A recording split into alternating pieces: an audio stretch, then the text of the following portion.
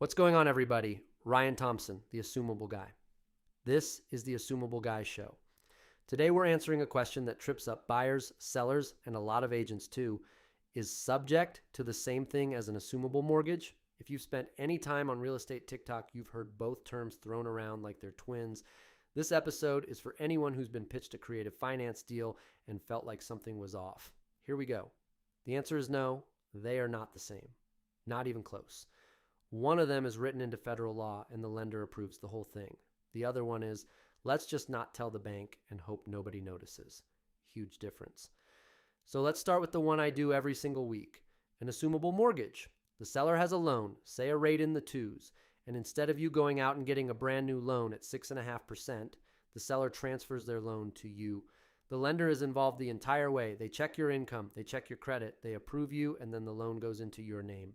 The seller gets a release of liability, clean handoff.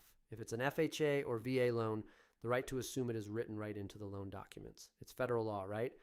And I want to make this super clear because this is the single most important thing in this episode.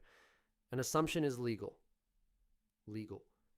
Legal, legal, legal. The bank knows, the bank approves it, and everybody sleeps fine at night.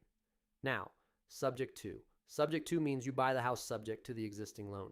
The deed transfers to you, but the loan stays in the seller's name. And the part nobody says out loud, the lender doesn't get asked. Usually the lender doesn't even get told. The whole strategy depends on the bank never noticing that the person on the loan doesn't own the house anymore. Now I know what some of you are thinking, but Ryan, I watched a guru on TikTok buy 12 houses subject to with no money down.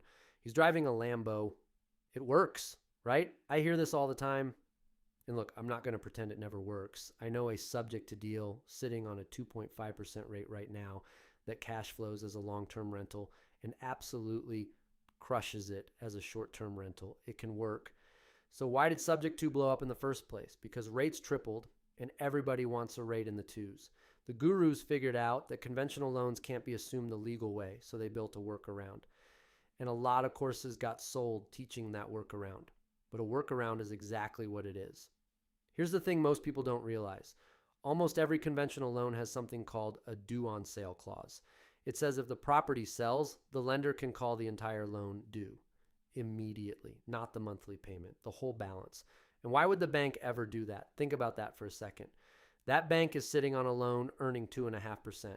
If they call it due, that money comes back and they get to reloan it at 6.5 or 7. They would love an excuse to do that, right? So in a subject to deal, you're betting the house, literally, on the bank staying asleep for 30 years. That's the buyer risk. And there's insurance weirdness too. The policy has to keep the seller's name in the mix without waving a flag at the lender. Lots of cover your ass paperwork. It's a sticky situation and you're in it for decades. Sellers, if you are listening to this, here's what subject to means for you. It's worse on your side. The loan stays in your name. Your credit is on the hook for a mortgage on a house you don't own. Some stranger misses a payment, that late payment lands on your credit report. Your debt to income still shows that full mortgage payment, so good luck qualifying for your next house. And if it's a VA loan, your entitlement stays stuck in a property you sold. Compare that to a real assumption where you get a release of liability and walk away clean. So if someone tells you subject to and assumable are the same thing, they are wrong. Do not believe them. Do not sign anything until you know exactly which one is on the table. And little hack for you, this one matters. If a wholesaler or an investor pitches you a subject to deal, ask one question. What kind of loan is it? Because if the answer is FHA or VA, that loan is assumable the legal way. Same rate, same low payment, except the lender approves it, the name transfers, and nobody's crossing their fingers for 30 years. Why would you take the risky version of a deal when the legal version of the same deal is sitting right there? Now let me show you what the legal version actually looks like, because this is where it gets awesome.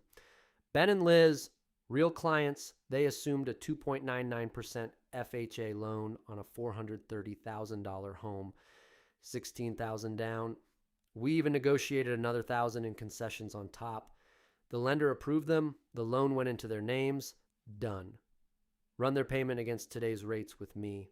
Their principal and interest at 2.99 is right around $1,740 a month.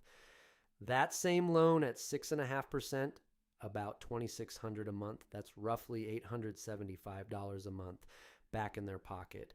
$875 every month on the same house. That's over $10,000 a year. A really nice family vacation and a maxed out retirement account every single year. And no bank can knock on their door and call the loan due because the bank approved the whole thing. The process is straightforward too. We write the offer and I put the correct assumption clauses and deadlines in the contract to protect you. We bring in an assumption processor. The lender processes the transfer, and 45 to 90 days later, you close. I promise you, it's worth every one of those days. Over 1,200 properties on my list in Colorado have loans like this. Legal, assumable, sitting there. So that's the difference. Subject to is hoping nobody notices. Assumable is the lender signing off. Keep it legal, keep it clean, keep your peace of mind. Let's go get some sweet properties. If you want to know whether a deal you're looking at is a real assumption or you just want to see what's on the list, hit up assumableguy.com or DM me on Instagram at theassumable.guy. I'll run the numbers for you. No pressure, just math. I'm Ryan Thompson. This is the Assumable Guy Show. Next episode, we're pulling back the curtain on the person who actually pushes your assumption through the bank. What is an assumption processor, and why won't I do a deal without one? Because the bank will slow walk your deal. And this is the person who holds their feet to the fire. See you on the next one.